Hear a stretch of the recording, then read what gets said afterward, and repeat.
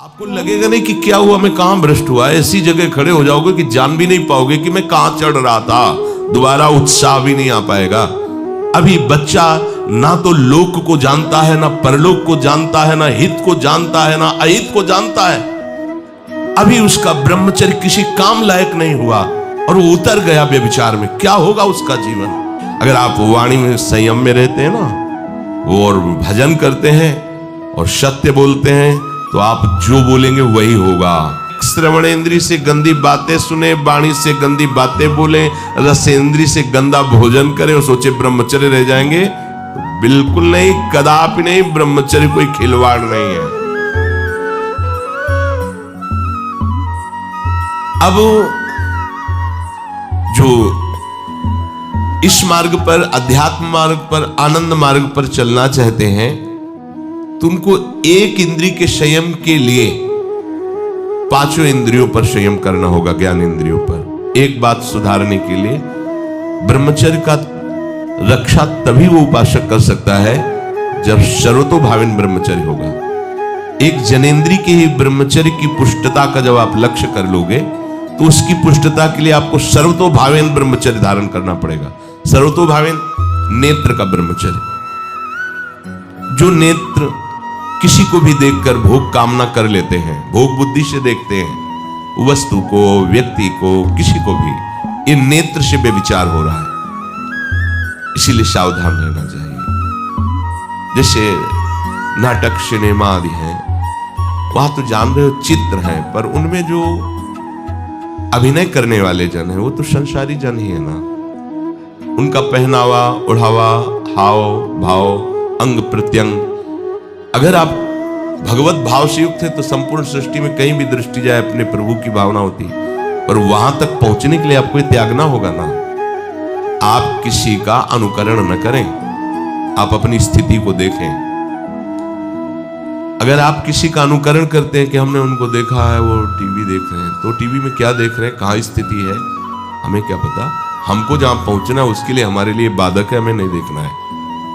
अगर आप माना कि कोई नाटक ही देख रहे हैं, कोई ऐसे सीरियल ही देख रहे हैं, और उसमें अभिनय करने वाले तो संसारी भोगी पुरुष ही है ना। आप कोई त्यागी जितेंद्री महात्मा को थोड़ी देख रहे हैं। तो उस देखने में तन्मयता आती है। जिसको हम देखते हैं उस पर हम आसक्त होते हैं, तभी तो उसका सुख दुख अनुभव होता है। देखो कोई ऐसी रोने वाली सीन आए तो रोना आ जाएगा, हंसने वाली आ जाए तो हंसना आ जाएगा, ऐसे तो उसका प्रभाव हम पर पड़ रहा है ना। तो हम किसी के अभिनय करने वाले के अंग प्रत्यंग को देख रहे हैं और वो कामुक होकर कोई काम चेष्टा कर रहा है, या कोई ऐसा, वो सारा का सारा मन कवर कर रहा है आपका। और एकांत होते ही फिर जो मन अपना मनमानी करवाएगा, आप नहीं सह पाएंगे। इसलिए नेत्र का ब्रह्मचर्य सबसे पहले शुरू कीजिए। आपको वो चीज नहीं देखनी, वो बात नहीं पढ़नी, वो दृश्य नहीं। श्रीमद् भागवत में वर्णन है, कोई पशु पक्षी भी मैथुन कर रहा हो, अचानक दृष्टि गई तो मानसिक प्रणाम करके दोबारा दृष्टि नहीं जानी चाहिए। इसीलिए लिखा है कि आप एक धनुष भूमि को देखकर, एक धनुष, इसमें किसी की हानि नहीं होगी, आपकी भी हानि नहीं होगी। आप एक धनुष भूमि देख करके ही चलिए। मतलब बहुत लंबी दूरी देखने की जरूरत नहीं है, बहुत दृष्टि उठा करके इधर उधर गर्दन हिलाने की जरूरत नहीं है। और जैसे कि कोई टक्कर मार सकता है, तो देखो जिनको प्रारब्धानुसार टक्कर लगनी होती है ना, वो चाहे जितनी सावधानी से चलो, वो प्रारब्ध आकर के दंड देता है। अन्यथा सीम की चाप सके को तासु, बड़ रखवा रमापति जासु। आप जा रहे हो भगवत चिंतन करते हुए, तो प्रभु का नाम आपका पहरेदार अंग रक्षक है, कोई बाल भी बांका नहीं कर सकता। आपका प्रारब्ध यदि आया है, प्रभु से पास हो गया है कि आपको ये दंड मिलना चाहिए, फिर मिलेगा। आप निश्चिंत रहिए, निर्भय रहिए। प्रभु का जो विधान है वो मंगल करने वाला है। देखो इतने बड़े महापुरुष पूज्य श्री राधा बाबा, श्री आद्याशक्ति भगवती की प्रसन्नता की आराधना कर रहे हैं, क्योंकि श्री कृष्ण हमारे पति हों, इस सिद्धांत की पुष्टता के लिए। और पैर फिसल जाता है, स्नान करने जाते हैं, खड़ाऊ पहने हुए थे, अंग टूट जाता है, दवा नहीं लेते, बांस की खिपचाल बांधकर पुनः अनुष्ठान में बैठते हैं। बलिहारी ऐसी सामर्थ्य की, ये भागवतिक प्रारब्ध ऐसे महापुरुषों को भी दंड दे देता है। देखो ना, ऐसे महापुरुष जो ऐसी ऊंचाई पर पहुंचे हैं और इतने भागवत भजन में नियम निष्ठ है, उनको भी प्रारब्ध दंड दे रहा है शरीर को, तो अपने को इससे निश्चिंत हो जाना है। जो होना है उसे रोक नहीं सकते, जो नहीं होना उसे कोई कर नहीं सकता। अपने आराध्य देव के चिंतन में ज्यादा नेत्रों को इधर उधर दौड़ाने की जरूरत नहीं है। नेत्र का ब्रह्मचर्य, फिर वाणी का ब्रह्मचर्य, बहुत बड़ा प्रभाव पड़ता है इससे। यदि आप जवान से अश्लील बातें, गंदी बातें, कामुक बातें करेंगे तो आप ब्रह्मचर्य रह ही नहीं सकते। अगर आप वाणी से परस्पर शरीर आकर्षण वाली बातें करेंगे, बट उसको देखा तुमने क्या, बस आप गए। चाहे वो स्त्री शरीरधारी साधक हो या पुरुष शरीरधारी, परस्पर आकर्षण संबंधी यदि वाणी खुली आपकी, तो वाणी के व्यभिचार से आपका जनेंद्री का व्यभिचार प्रारंभ हो जाएगा। आप रोक नहीं सकते, नहीं रोक सकते। इसलिए वाणी से भी कोई ऐसी वार्ता न कीजिए जिससे आपके अंदर काम वेदना बढ़े।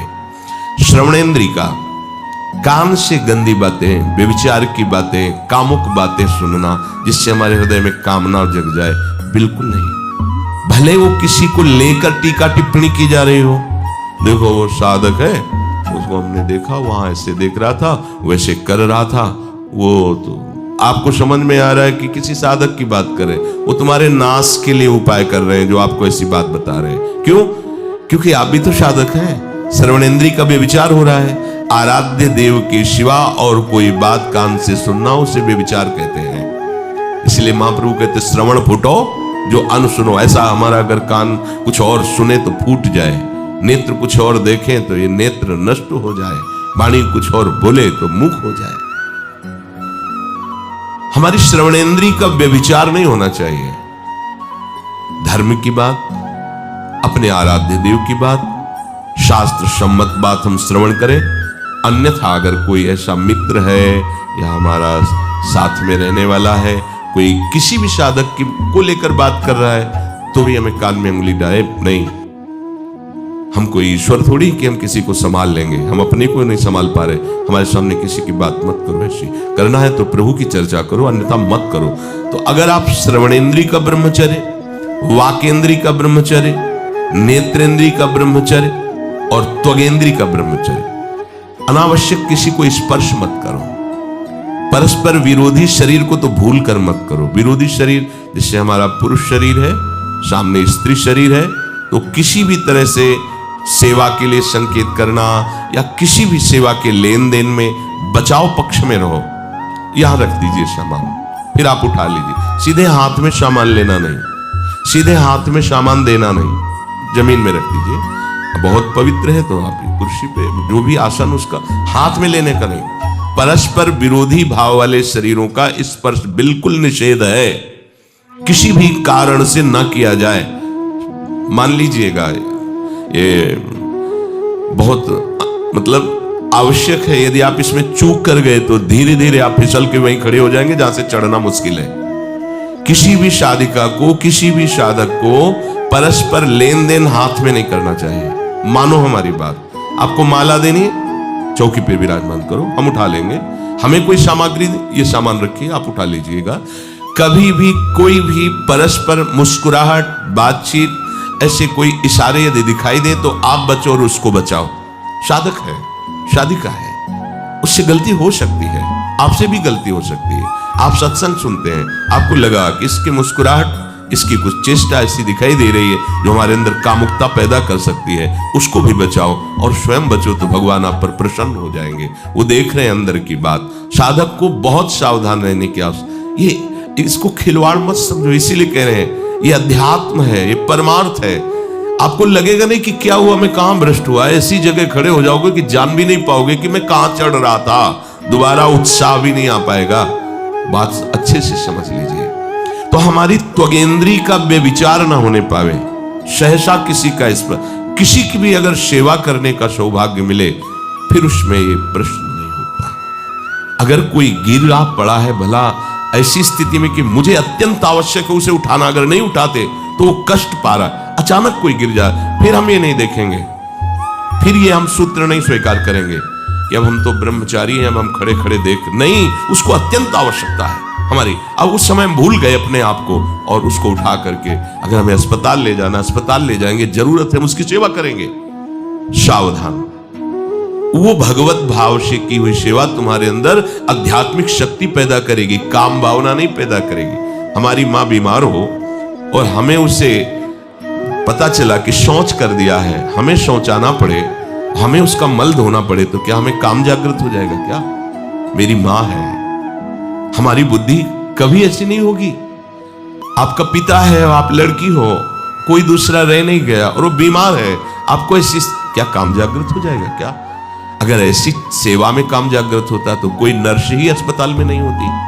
हर सेवा उसको करनी होती है, नर्स को, चाहे वो स्त्री शरीर हो चाहे पुरुष शरीर हो, परस्पर विरोधी शरीरों की सेवा, पर कहीं काम थोड़ी जागृत होता है, क्योंकि उसको अपने सेवा धर्म से मतलब है।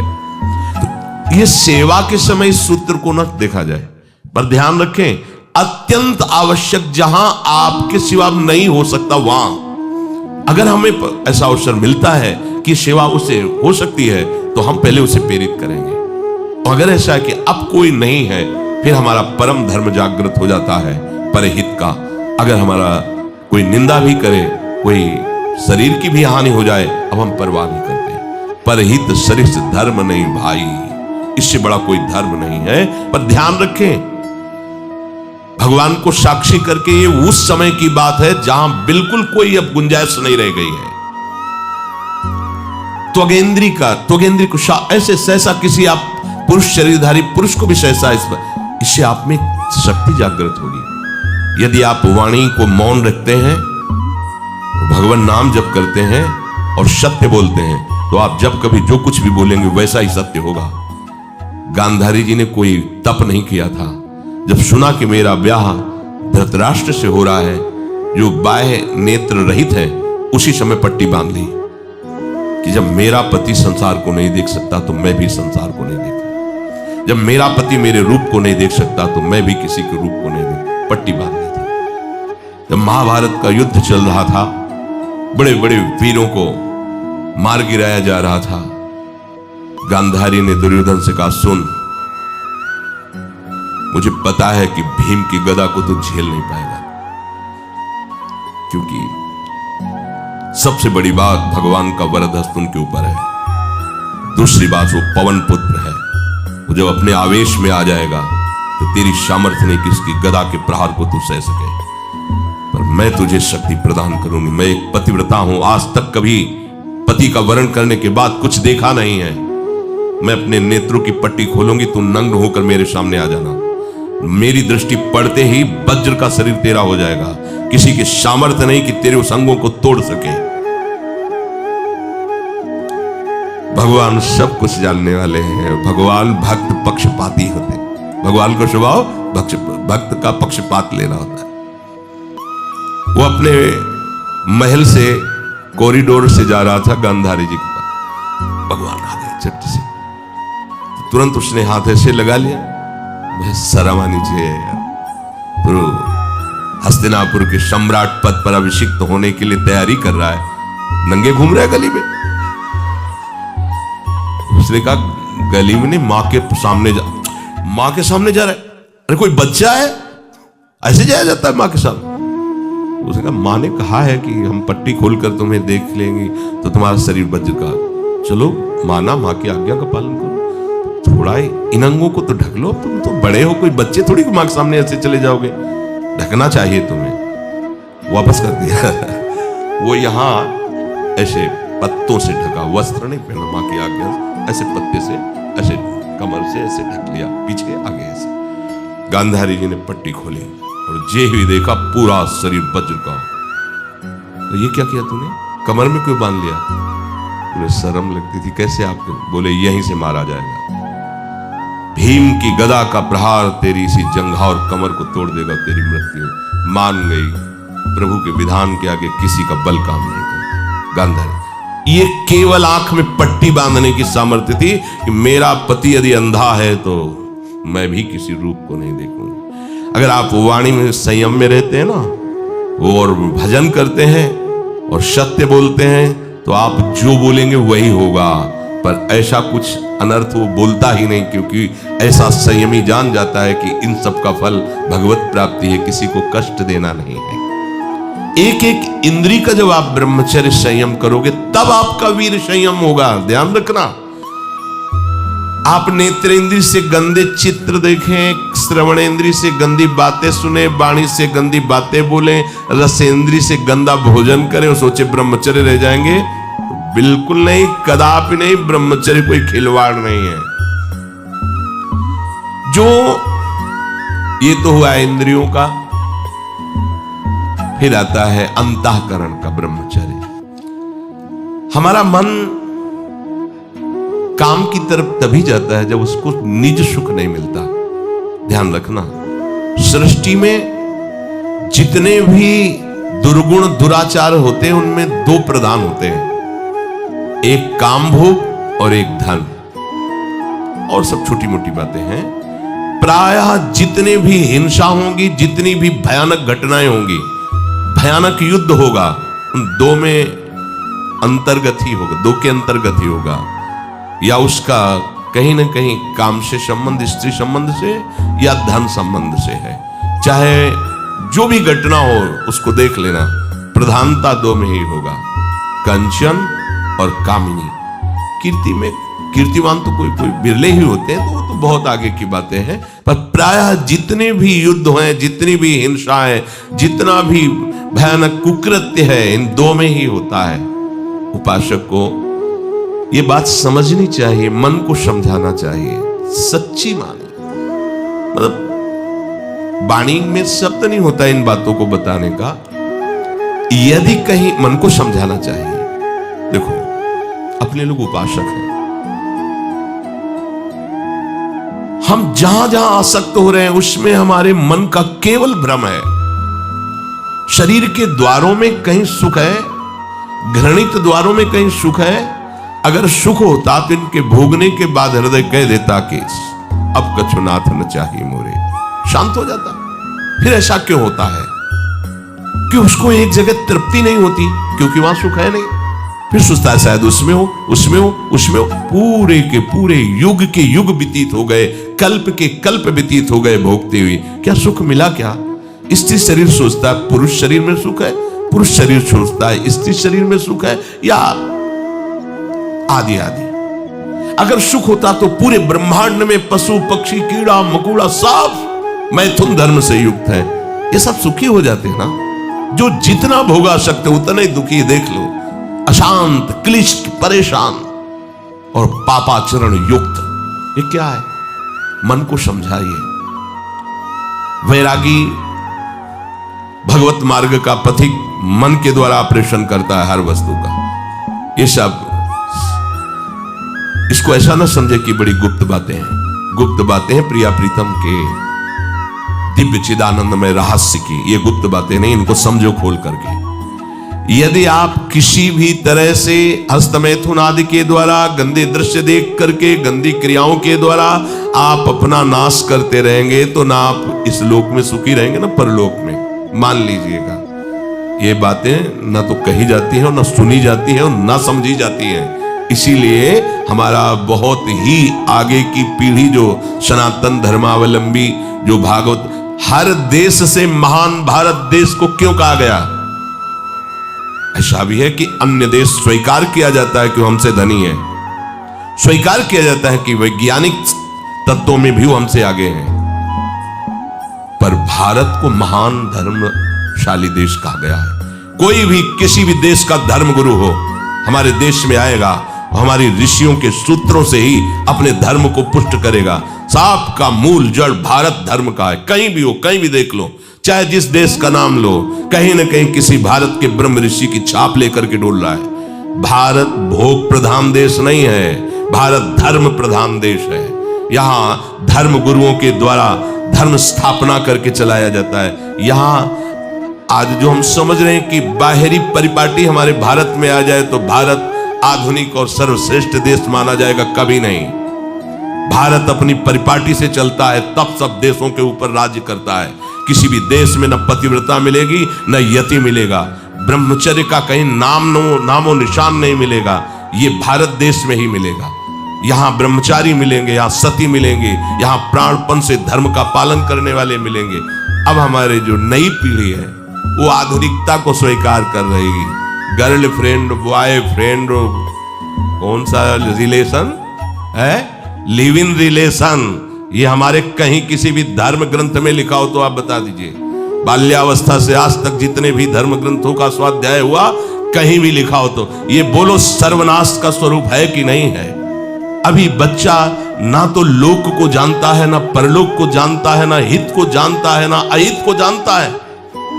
अभी उसका ब्रह्मचर्य किसी काम लायक नहीं हुआ और वो उतर गया व्यभिचार में। क्या होगा उसका जीवन, क्या होगा जीवन, चाहे वो स्त्री स्वरूप में चाहे पुरुष स्वरूप में हो। क्या बिना संयम के ये पशुता के व्यवहार से किसी की ना लौकिक उन्नति होती है ना परमार्थिक उन्नति होती है। पर कौन सुनेगा, यही कहा जाएगा पुराने जमाने के शास्त्रों को केवल वर्णन कर रहे हैं, ये क्या जाने आधुनिक जमाने को। तो आधुनिक जमाने की दशा क्या, और यहाँ खोल करके देखो, कोई बात नहीं, दोस्त बनाना कोई बुरी बात नहीं, इस बात को हम मानते हैं। स्त्री शरीरधारी पुरुष शरीर को मित्र बना सकता है, कोई दोष नहीं। पुरुष शरीरधारी स्त्री को मित्र बना सकता है, कोई दोष नहीं। लेकिन मित्र का क्या कर्तव्य होता है, कुपंथ निवार्य सुपंथ चलावा, कुमार्ग से हटा करके सुपंथ में चलाना, उसकी समस्याओं को दूर करके उसको आनंद से युक्त करना, उसको सहयोग करना, ना कि शोषण करना। दोस्ती कहते हैं उसके दुखों को मिटा करके उसको शांति और सुख के मार्ग में ले जाना। इसीलिए ये जो आधुनिकता बढ़ रही है, ये जो खान पान गलत हो रहा है, ये जो दर्शन गलत हो रहा है, तो इस जमाने में ब्रह्मचर्य ये केवल शब्द ही लिखा मिलेगा, जीवन में नहीं मिलेगा। नए नए बच्चे व्यसन कर रहे हैं, नशा कर रहे हैं, गंदे आचरण कर रहे हैं, क्या होगा, कैसे आगे कोई समझेगा शास्त्र क्या है, धर्म क्या है, बल क्या है। आज नवयुवक 16 से 28 के बीच में कोई ऐसा नहीं दिखाई देता है जिसमें आध्यात्मिक थोड़ा भी बल हो, काम क्रोध आदि सहने की सामर्थ्य हो। अपने बूढ़े माता पिता को थप्पड़ मार रहे हैं, बूढ़े माता पिता को गाली दे रहे हैं, बूढ़े माता पिता जिन्होंने खवा पिला के इतना बड़ा, उन्हें अनाथालय भिजवाया जा रहा है, उनको छोड़ दिया जा रहा है। आप विदेश घूम रहे हैं, उनके खाने की व्यवस्था घर में नहीं। क्या है ये, आज आधुनिक विद्या का ये प्रभाव है। विद्या विनयम ददाति, जो अपने वयोवृद्धों की सेवा नहीं कर सकता वो क्या विद्या पढ़ा, जो दूसरों की रक्षा नहीं कर सकता क्या विद्या पढ़ा। क्या विद्या का यही स्वरूप है दूसरे का शोषण करना, क्या विद्या का यही स्वरूप है कि शराब पीना, ड्रग्स का ये नशा करना, ये क्या विद्या सिखाती है। वो कहा जाता है आज तो आधुनिक विद्या बढ़ रही, मुझे लगता है संयम में रहना ही विद्या का वास्तविक स्वरूप है। अपने इंद्रियों को संयम में रखना, अपने को संयम में रखना, बुजुर्गों का, गुरुजनों का, शास्त्र का, भगवान का भय रखना हृदय में। ऐसा नहीं, आप तभी निर्भय हो पाओगे यदि शास्त्र का भय नहीं, भगवान का भय नहीं, धर्म का भय नहीं, तो फिर आप वहां पहुंच जाओगे जहां भय ही भय।